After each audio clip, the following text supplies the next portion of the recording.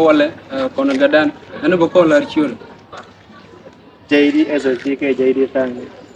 so gua JD jin la na mo frank ni yo go la na mo cha fi je kono wal cha bangi ku bi fi kan frank to la lu ni je sometime la ni ji di mo ki yo di wulen to la lu ni la to de ran di mo ki yo Tena orang ni agur no bang orang mau ke bro ni kita nanti ke jadi kita. Ini dia page kau jem bro bro. okay der si la bi na kana borong kurang la won ku di fi Iya. oh Kawan ni. cái jin bro ko wal chin bro Si kan bro kan sometimes bala bro.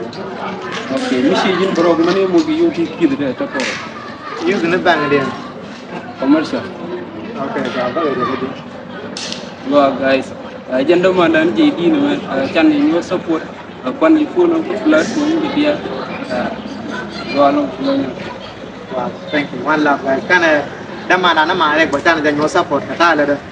We are all here for entertainment guys, you know. Channel kan support channel ran ngodo milih demo ni gua long.